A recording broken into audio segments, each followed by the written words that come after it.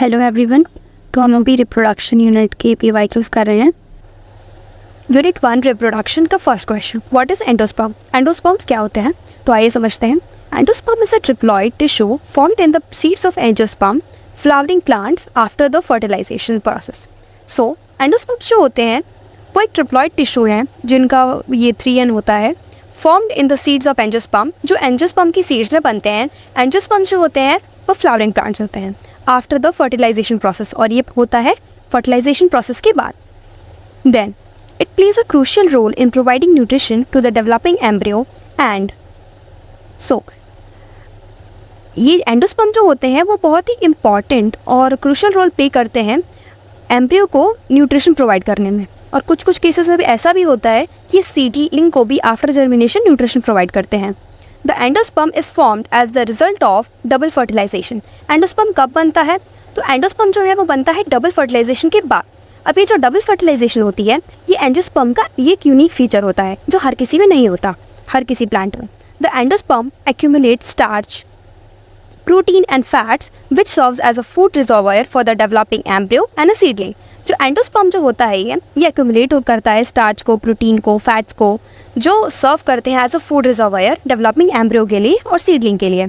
It also regulates the growth of the embryo by producing growth regulators and hormone.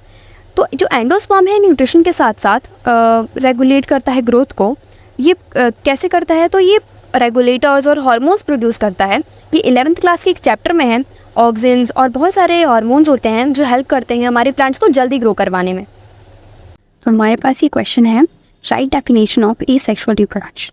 तो asexual reproduction क्या होता है, आइए जानते हैं।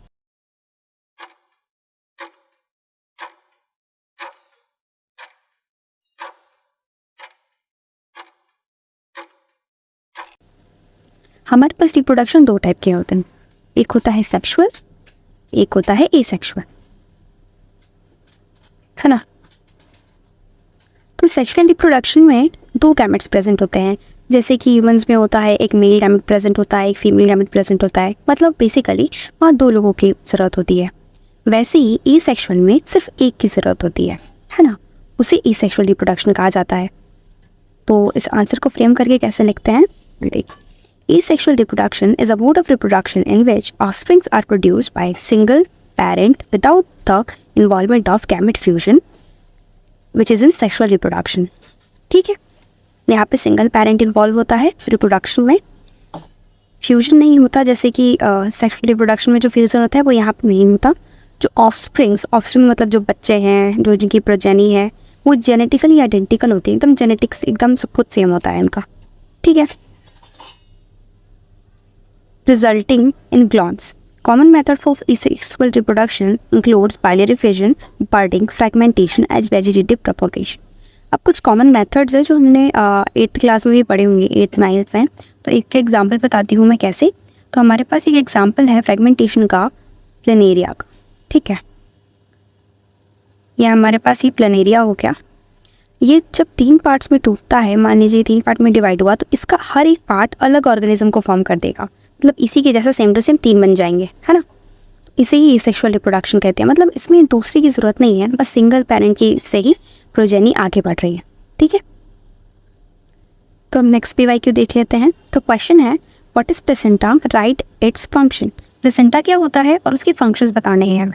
ठीक है, तो पहले मैं समझाती हूँ डायग्राम से, ग्राफ डायग्राम से। हमारे पास ये जो है ये डायग्राम हो गया, मतलब थोड़ा ऐसे ही दिखता है, ऐसा हमारा यूट्रस हो गया, है ना। डायग्राम पे ना जाएं प्लीज़, थोड़ा सा, है ना।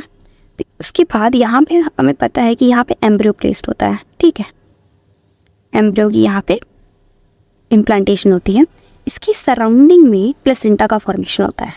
ठीक है, अब प्लेसेंटा बनता कैसे है, तो कुछ फिंगर लाइक प्रोजेक्शंस होते हैं ऐसे ऐसे, जिनको क्रॉनिक विलाई कहते हैं हम, है ना। और यूट्राइन की टिश्यू, हमारी जो यूट्रस है इसकी टिश्यू, ये दोनों जब साथ में मिल जाती हैं, जिसे कहते हैं इंटीग्रेटेड, और एक साथ मिल के ये प्लेसेंटा का फॉर्मेशन करती है, जो एक फंक्शनल और स्ट्रक्चरल यूनिट है। ठीक है, इसी को हम प्लेसेंटा कहते हैं। अब हम इसके फंक्शंस पढ़ लेते हैं। फंक्शन में पहला फंक्शन है कि the placenta facilitate the supply of oxygen and nutrition to the embryo. जो प्लेसेंटा है वो सप्लाई करता है ऑक्सीजन, न्यूट्रिशन, है ना, एम्ब्रियो को मदर की बॉडी से। जैसे मदर है वो कुछ भी फूड खा रही हैं, ऑक्सीजन ले रही हैं, तो सारी चीज़ें एम्ब्रियो के पास जाएगी। कैसे जाएगी? प्लेसेंटा के थ्रू होके जाएगी। ओके, देन सेकेंड हो गया हमारा, it removes carbon dioxide and excretory waste material produced by the embryo. जो ये प्लेसेंटा होता है वो रिमूव करता है कार्बन डाइऑक्साइड और जितने भी एक्सक्रीटरी प्रोडक्ट होते हैं, ख़राब चीज़ें होती हैं जो एम्ब्रियो प्रोड्यूस करता है, उन सबको भी रिमूव करता है। तो बेसिकली प्लेसेंटा का काम क्या है? ट्रांसपोर्ट करना, ट्रांसफ़र करना, चीज़ें निकालना, लाना, है ना। उसके बाद नेक्स्ट हमारा हो गया, जो प्लेसेंटा होता है वो एक एंडोक्राइन टिश्यू की तरह काम करता है। एंडोक्राइन टिश्यू सुना होगा आपने। ये एंडोक्राइन जो टिश्यूज़ होते हैं वो ब्लड में हॉर्मोन्स का प्रोडक्शन करते हैं, ठीक है। तो ये बहुत सारे हार्मोन्स का प्रोडक्शन करता है, जैसे HCG हो गया, HPL हो गया, एस्ट्रोजन हो गया, प्रोजेस्टेरॉन हो गया। नाउ इसका लास्ट फंक्शन जो है ये लिखा है, placenta is connected to the embryo through the umbilical cord which helps in the transport of substances to and from the embryo. अब इसमें ये कहा जा रहा है जो प्लेसेंटा है, हमारे जो प्लेसेंटा की लेयर है वो एम्ब्रियो से एक अम्बाइकल कॉर्ड के थ्रू जुड़ी होती है, ठीक है। और यही अम्बाइकल कॉर्ड चीज़ों को ले जाता है एम्ब्रियो की तरफ और एम्ब्रियो से दूर, है ना। ऑक्सीजन का, न्यूट्रिशन का, इन सब चीज़ों की बात हो रही है। ओके, तो नेक्स्ट क्वेश्चन की ओर बढ़ते हैं। हमारा नेक्स्ट क्वेश्चन है, what is test tube baby. तो टेस्ट ट्यूब बेबी क्या होता है जिस समझते हैं। तो हमारे पास एक मदर हो गई, ठीक है, फीमेल, जो ना नॉर्मल कंडीशन में फर्टिलाइजेशन नहीं कर पा रही है। उसकी बॉडी में कोई तो दिक्कत है, कोई भी हेल्थ इशू हो सकता है, इसकी वजह से वो फर्टिलाइजेशन नहीं कर पा रही है, ठीक है। तो इसका ओवम जो होगा, है ना, इसका जो ओवम होगा उसको आइसोलेट करेंगे, निकालेंगे, ठीक। उसके बाद जो फादर हो जाएगा, फादर जो है इनके स्पर्म को निकालोगे और इसे हम टेस्ट ट्यूब के अंदर रखेंगे। अब इसे ऐसा नहीं है कि ऐसे ही टेस्ट ट्यूब के अंदर रख दिया, फर्टिलाइजेशन बिल्कुल नहीं है ऐसा। जैसा फीमेल की बॉडी में एनवायरनमेंट होता है फर्टिलाइजेशन के लिए, वैसा ही एनवायरनमेंट अब लैब में क्रिएट किया जाता है। उसके बाद ही इन दोनों का फ्यूजन करवाया जाता है, ठीक है। इन दोनों का जब फ्यूजन होता है तो ये सेल में डिवाइड होते रहते हैं, ठीक है। यहाँ 2 हुआ, फिर यहाँ पे 3 हो जाएगा। ऐसे करते करते जब 32 सेल स्टेज आ जाती है तो इस एम्ब्रियो को मदर की बॉडी में इम्प्लांट कर देते हैं। इम्प्लांट मतलब प्लेस कर देते हैं, ठीक है, आगे की फर्दर प्रोसेसेस के लिए, ताकि आगे जो भी चीज़ें बच्चे की ग्रोथ हो पाए, बच्चा हेल्दी हो, ठीक है। और ये पूरा जो प्रेगनेंसी का पीरियड होता है वो 280 दिन का होता है, 9 मंथ्स, आपको पता है, ठीक है। तो ये चीज़ होती है। अब इसको आंसर में फ्रेम करके कैसे लिखना है ये देखते हैं। So in some cases a woman is unable to have a normal fertilisation to bear a child. बहुत ऐसे कम केसेस होते हैं, पर कुछ केसेस होते हैं जिसमें जो वुमन है वो नॉर्मल फर्टिलाइजेशन करने में सक्षम नहीं होती है, ठीक है। इसी केसेस में टेस्ट ट्यूब टेक्निक सक्सेसफुल होता है, काम आता है। इस टेक्निक में क्या होता है, जो अनफर्टिलाइज्ड एग है जो हम निकालते हैं ना, बॉडी से निकालते हैं, आइसोलेट करते हैं, उसकी बात हो रही है यहाँ पे। वुमेन इज आइसोलेट, हाँ ठीक है, and fertilize it in the test tube by the sperm, और स्पर्म के साथ उसे फर्टिलाइज करवाया जाता है टेस्ट ट्यूब में। द फर्टिलाइज एग और blastocyst can be maintained in vitro till gets 32 cell stage. तो जब तक वो 32 सेल स्टेज का नहीं हो जाता, उसे बाहर ही लैब में कंडीशन में उसे ग्रो करवाया जाता है। It can be implanted in the uterus of the female. उसके बाद जब 32 सेल स्टेज हो जाती है तो उसे फीमेल की यूट्रस में इम्प्लांट कर देते हैं, ठीक है। The female remain under the supervision of the doctor till completion of the gestation period of 280 days. Female को डॉक्टर के सुपरविजन में रखा जाता है ताकि कोई दिक्कत ना हो, कोई कंसर्न ना हो, ठीक है। नेक्स्ट क्वेश्चन है, द नेक्स्ट पॉइंट है, the baby produce in such way is called test tube baby. और इसी प्रोसेस में, मतलब आपको जब मैं समझा रही होंगी तभी आपको समझ में आ गया होगा कि इसे टेस्ट ट्यूब बेबी क्यों कहते हैं, है ना, क्योंकि टेस्ट ट्यूब में होता है, लैब में वो किया जाता है, प्रोड्यूस करवाया जाता है और फर्टिलाइज करवाया जाता है। Thank you. नेक्स्ट क्वेश्चन है, right difference between self pollination और क्रॉस पॉलिनेशन। तो सेल्फ पॉलिनेशन का पहला पॉइंट है, अकर इन द सेम फ्लावर और between 2 flowers of same plant. ऐसा हो सकता है, मान लीजिए हमारे पास एक फ्लावर है, ठीक है, इसी में हो सकता है कि पॉलिनेशन हो जाए, है ना, पोलन ग्रेन्स इसी के स्टेमन में गिर जाए, या फिर हो सकता है कि सेम स्पीशीज़ का फ्लावर है दूसरे फ्लावर में गिरे, दूसरे प्लांट के फ्लावर में गिरे, लेकिन स्पीशीज़ सेम हो, उसे हम सेल्फ पॉलिनेशन कहते हैं। क्रॉस पॉलिनेशन में क्या होता है कि 2 अलग अलग प्लांट्स में होता है, डिफरेंट एकदम, है ना, उसे क्रॉस पॉलिनेशन कहते हैं। एक तो फिर दूसरे स्पीशीज़ का है, एक दूसरे स्पीशीज़ का है। सेकेंड पॉइंट हो गया पॉलिनेशन यूजुअली अकर बिफोर ब्लूमिंग। जो सेल्फ पॉलिनेशन है वो ब्लूमिंग के पहले भी हो सकता है, मतलब फ्लावर खिला नहीं उसके पहले भी हो सकता है, क्योंकि उसे तो खुद पे ही जो करना है, तो वो बंद हो चाहे खुला हो कोई फ़र्क नहीं पड़ता। उसके बाद क्रॉस पॉलिनेशन में pollination occur after blooming. Cross में तो उसने पॉलन ग्रेन को ट्रांसफ़र करना है आगे दूसरे स्पीशीज़ के प्लांट्स में, इसीलिए ये ब्लूमिंग के बाद ही होता है। मीडियम, इसमें रिक्वायरमेंट नहीं होती है किसी भी मीडियम की, किसी भी इंसेक्ट की, किसी भी जानवर की, किसी विंड की ज़रूरत नहीं होती है। यहाँ पे मीडियम की रिक्वायरमेंट होती है, ठीक है। Plants do not show any special character. Plants जो हैं सेल्फ पॉलिनेशन वाले वो कोई स्पेशल कैरेक्टर नहीं शो करते हैं। क्यों नहीं करते? क्योंकि यार वो खुद के प्लांट्स में ही जा रहे हैं, तो उनका सेम वैसी प्रोजेनी जाती जाएगी आती रहेगी। क्रॉस पॉलिनेशन में हम देखें तो अट्रैक्टिव कलर्ड सेंट्स और honey bearing flowers are produced to attract insects. इसमें ना जो क्रॉस पॉलिनेशन के जो प्लांट्स होते हैं ना, जो फ्लावर्स होते हैं बहुत अट्रैक्टिव होते हैं, उनकी खुशबू बहुत अच्छी होती है ताकि इंसेक्ट्स आएँ। अब इंसेक्ट्स आएंगे तभी तो वो पॉलिनेशन कर पाएंगे, इस वजह से, ठीक है। फिफ्थ पॉइंट है less number of pollen grains are produced. बहुत ही कम मात्रा में पोलन ग्रेन्स का प्रोडक्शन होता है इसमें, क्रॉस पॉलिनेशन में ज़्यादा होता है। ओके, नेक्स्ट क्वेश्चन है what is spermatogenesis? Name to hormones involve in regulation of spermatogenesis. अब स्पर्मेटोजेनेसिस अगर हम वर्ड को तोड़ें तो दो वर्ड्स बन रहा है, एक स्पर्मेटो, एक जेनेसिस। स्पर्म का मतलब होता है स्पर्म जो मेल गैमेट होता है, और जेनेसिस मतलब होता है फॉर्म करना, प्रोडक्शन करना, ठीक है, फॉर्मेशन करना। तो यहाँ पे इसके सीधे डेफिनेशन होगी कि formation of sperm in the testis is called as spermatogenesis. जो फॉर्मेशन होता है स्पर्म का टेस्टिस के अंदर उसे ही हम स्पर्मेटोजेनेसिस कह देते हैं। अब सेकेंड इसमें ये पूछा है कि कौन कौन से ऐसे हार्मोन्स हैं जो हेल्प करते हैं स्पर्मेटोजेनेसिस में। तो सिर्फ दो हार्मोन्स हैं, मेल में भी होते हैं फीमेल में भी होते हैं ये। पहला है ल्यूटिनाइजिंग हार्मोन LH और follicle stimulating hormone which is FSH। इसकी और भी चीज़ें होती हैं, और भी फंक्शंस होते हैं, बट ये स्पर्मेटोजेनेसिस में भी हेल्प करता है। नेक्स्ट क्वेश्चन है what is oogenesis? Name two hormones incurred in oogenesis।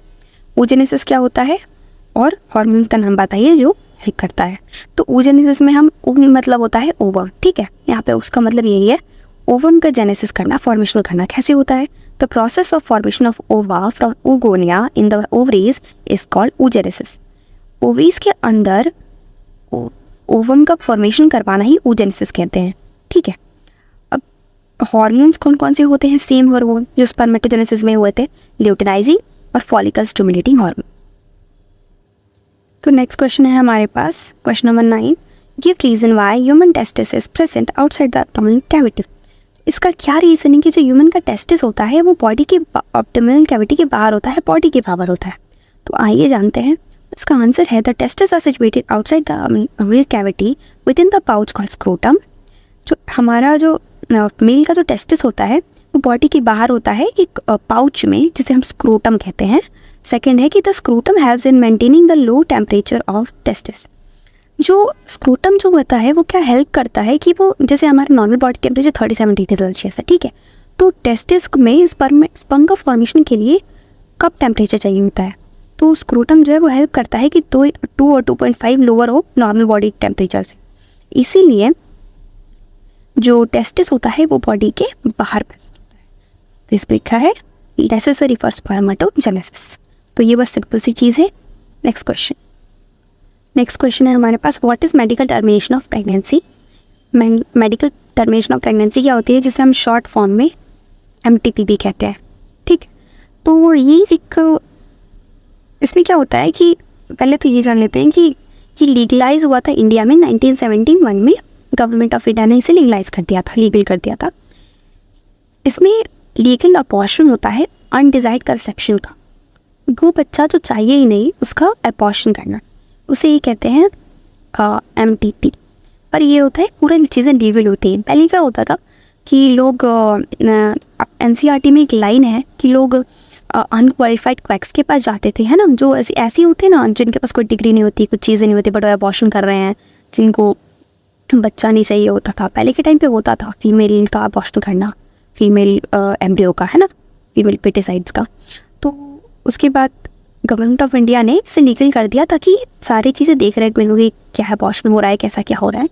इसमें कुछ कंडीशंस होती हैं। कंडीशन ये है कि तभी होगा बच्चे का अबॉर्शन अगर मदर को कोई दिक्कत है ना, मदर को कोई भी दिक्कत है चाइल्ड या फिर बच्चे को कोई दिक्कत है हेल्थ से रिलेटेड।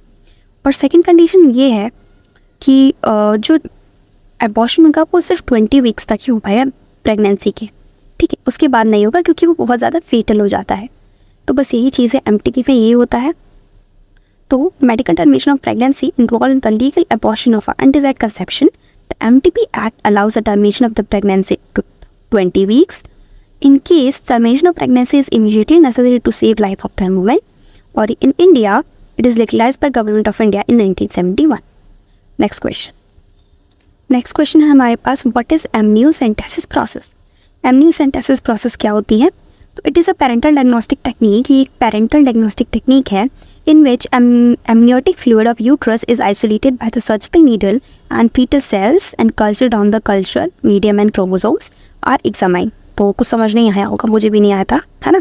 तो अब समझते हैं क्या है इसमें। ऐसा होता है ना कि जैसे जब प्रेगनेंसी चल रही होती है तो बच्चे की हेल्थ के जानना है या फिर बच्चे को कोई क्रोमोसोमल डिसऑर्डर है ये जानने के लिए पहले एमनियोसेंटेसिस प्रोसेस होता है।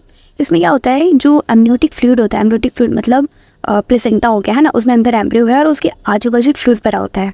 क्यों भरा होता था कि बच्चे को कोई इंजरी ना हो सके, है ना, फ्रिक्शन नहीं होगा, इंजरी नहीं हो पाएगी। तो उसी फ्लूइड को निकाला जाता है, उसे लैब में कल्चर किया जाता है। कल्चर यानी उस पर जांच पड़ताल होती है कि क्या है क्या नहीं है, ठीक है।